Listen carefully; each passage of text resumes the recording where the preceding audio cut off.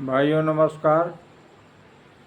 आज हम अपने उन सनातनी भाइयों से एक निवेदन के साथ कुछ कहना चाह रहे हैं और आप लोग ध्यान से उसको सुनिएगा।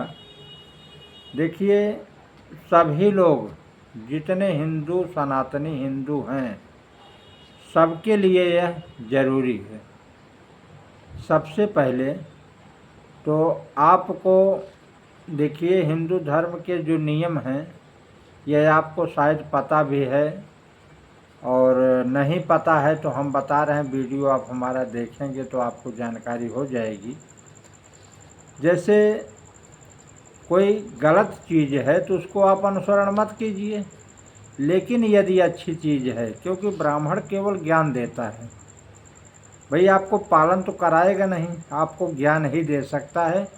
और अब तो ऐसा प्लेटफार्म है कि यहीं से बैठ के आपको बता रहे हैं, आपको मानना है तो मानिए। कोई आपको मजबूर नहीं कर रहे हैं, न कोई दबाव है। देखिए, अगर आप सनातनी हिंदू अपने आप को मानते हो तो सबसे पहला काम कि आप जो है कलावा आप देख रहे हैं हाथ में, ये कलावा आपको पहनना अति आवश्यक है। देखिए, शिखा, ये शिखा आपका होना ज़रूरी है। चोटी, ये तिलक आपके लिए अति आवश्यक है। यह क्यों कह रहा हूँ? भाई, आपको कौन पहचानेगा कि आप हिंदू हैं या नहीं हैं? अपने आप को यदि हिंदू मानते हो तब के लिए है ये, नहीं मानते हो तो कोई बात नहीं है। यदि आप अपने आप को वाकई हिंदू मानते हो तो आपके लिए तिलक, कलावा, और यदि आप सामान्य वर्ग से हैं, सामान्य में 4-5 जातियां हैं, तो वो जनेऊ भी धारण कर सकते हैं, तो पहन सकते हैं जनेऊ। और अगर आप अन्य जातियों में से हैं तो आप तिलक और कलावा और अपनी चोटी तो आप रख ही सकते हैं। अब इससे फ़ायदा क्या होगा आपका? पहली बात तो आपका हिंदुत्व का एक पहचान होगा कि आप सनातनी हिंदू हो, जबकि वाकई आप हो। केवल ये कि अब हम नहीं कहेंगे कि आप भोले हो या अपने आप को नहीं मानते हो। भाई, हम नहीं मानने की बात तो रखेंगे नहीं, यह कहेंगे या निवेदन के साथ कि आप करिए। यदि आप नहीं करते हैं तो करिए, इससे आपका कोई नुकसान नहीं होगा। एक पहचान आपका रहेगा। आप तिलक लगाओगे, आप कलावा पहनोगे, आप चोटी रखाओगे। इसमें जात विशेष का कोई मतलब नहीं, क्योंकि सभी जातियां जो भी हैं आखिरकार वो तो हिंदू हैं। अगर हिंदू हैं तो उनको यह चीज़ सब करना ज़रूरी होता है और करना भी चाहिए। और देखिए, हिंदुत्व की पहचान यदि कहा जाए तो हिंदू का मतलब ये है, हिंदुत्व सनातनी का मतलब ये है, जीवों पर दया करो। आप बताओ, अगर चींटी पैर के नीचे पड़ जाती है तो आप उसको दबने नहीं देते हो किनारा। अगर चींटियों की लश्कर जा रही है तो आप वहाँ से अपना कदम आगे बढ़ा लेते हो। हिंसा नाम की चीज़ सनातन में नहीं होती है। छोटे जानवर वो भी जीव ही हैं, आप उनको बचा कर चलते हो। कोई भी जानवर जीव आपके सामने पड़ता है तो आप भरसक प्रयास करते हो कि वो बच जाए। ये सनातनी का पहचान है। भाई, आप हिंसक तो बन नहीं सकते हो। हिंसा के लिए सनातन में कोई जगह ही नहीं है। हिंसा के लिए सनातन में कोई जगह ही नहीं है। यह हम नहीं कह रहे हैं, यह वेद शास्त्रों में हमारे वर्णित है। अब एक चींटियों की बात ही मत लें। आप कुत्ता पालते हो, उसको रोटी खिलाते हो, या नहीं पाले हो, फिर भी आपके दरवाजे पर कोई भूखा दूखा या गरीब भिखारी या वैसे भी कोई आ गया तो आप उसको खिलाते हो, भिक्षा देते हो, कुछ अन्न धन जो भी आपके पास होता है आप देते हो। गौ माता आ गई, उनको भी आप रोटी देते हो। कुत्ता आ गया, उसको भी रोटी देते हो। कौवे को आप रोटी देते हो, ऊपर अपने छत पर रख देते हो या सामने डाल देते हो। नीम का पेड़, आम का पेड़, जो भी आपके पास है वहाँ पर आप गर्मियों में पानी का आप वो रखते हो ना, मिट्टी के बर्तन में। हमारे यहाँ कोहा उसको कहते हैं, आपके यहाँ के क्या कहते हैं अब आप जानो। लेकिन एक ही पानी का एक पात्र बना करके उसको हम लोग पेड़ों पर लटका देते हैं, चिड़ियों को पानी पीने के लिए, चिड़ियों को दाना खिलाते हैं। आप बताइए, यदि आपके अंदर ये सब सारी चीज़ें हैं तो आप सनातनी नहीं हो तो हो क्या? अपने आप को आप पहचानो। क्यों आप भूल गए हो कि आप, भाई भूलना नहीं है। यहाँ आपको यह ध्यान देना है कि यदि इतने सारे गुण हैं और यही परमात्मा तक पहुँचाता भी है, परमात्मा तक ले जाने का यही एक रास्ता भी है।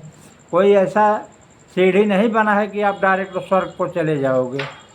दान धर्म पुण्य जो भी आप करते हो, ये सब चीज़ जो भी आप करते हो, जीवों पर दया करना, एक दूसरे के प्रति दया भाव रखना, उपकार करना।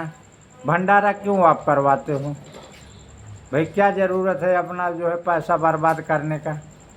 आप क्यों खिलाते हो लोगों को? क्या ज़रूरत है?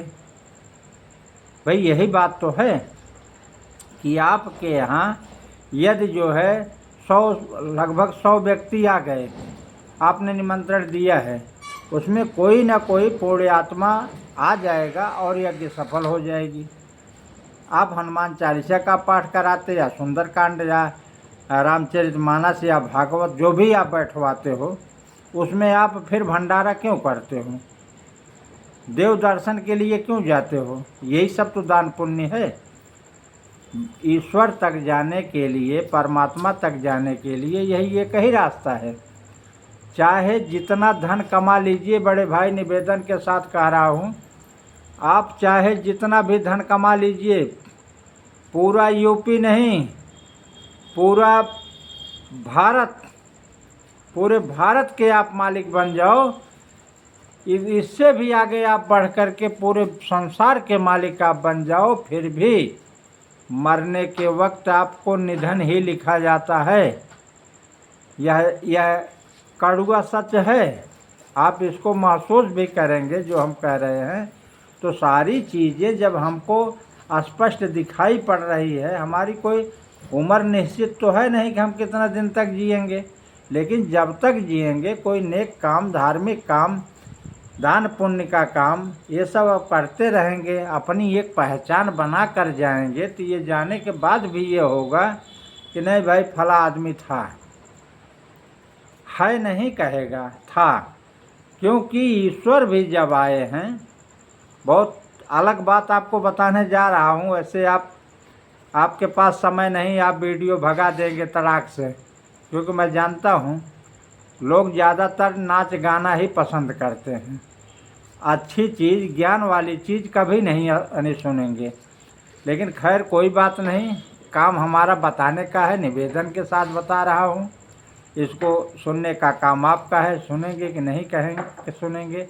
हम किसी को ये भी नहीं कहते भैया हमको लाइक करो, सब्सक्राइब करो। क्यों करोगे? हमारा कर्जा खाए हो, क्यों करोगे? नहीं, आपको अच्छा लगेगा तो आप स्वयं कर दोगे, ऐसा नहीं है। हम निवेदन तो करेंगे ही, क्योंकि भाई आपके ऐसे प्लेटफार्म पर बैठे कि इस पर कहना पड़ता ही है। तो ये सब चीज़ें हैं। हमारे चैनल को आप जब देखेंगे तो ज़्यादातर धार्मिक चीज़ें ही हम बोलते हैं और डालते भी हैं। आप देखेंगे तो हमने कई वीडियो ऐसा बना के रखा है, और अगला वीडियो हम कुछ जीवन के ही बारे में, ऐसे ही जीवन के बारे में और बताएंगे आपको। जो आगे आने वाला वीडियो हमारा है वो भी हमारा इसी पर होगा, जो लोग अपने माँ बाप का क्रियाकर्म करते हैं मरने के बाद, तो उन सब चीज़ों पर हम वीडियो बना रहे हैं। और ये सब कोई बनावटी नहीं, ये सब किताब में बड़ी चीज़ है। आप देखेंगे पूरा वीडियो हमारा, जो भी हम बोल रहे हैं, आप हमारा पूरा वीडियो अगर आप देखेंगे तो आपको लगेगा कि नहीं, ईश्वर तक जाने का रास्ता जो मैं बता रहा हूँ, दान धर्म पुण्य, इसी के रास्ते से ही लोग जाते हैं। कोई अलग से स्वर्ग को जाने के लिए कोई सीढ़ी नहीं बनी है, उसी से शॉर्टकट हम निकल जाएंगे। इस रास्ते पर आप तब आओगे जब आपकी उम्र 50 के ऊपर होगी, क्योंकि 50 के अंदर जब आप रहेंगे तो आपको सिर्फ एक ही चीज़ दिखेगा कि हम कितना क्या कर लें, ये बना लें, वो बना लें, ये बिगाड़ दें, यानी इसी सब चीज़ में आप उलझे रहते हो। लेकिन जब आप 50 क्रॉस करोगे तब आपको ईश्वर याद आएगा, जब आपके शरीर की ताकत कम हो जाएगी। खैर, ज़्यादा नहीं कहना चाहता हूँ, आप लोग खुद समझदार हैं, बुद्धिमान हैं। धन्यवाद। लाइक करें, सब्सक्राइब करें, शेयर करें। धन्यवाद। प्रणाम, नमस्कार।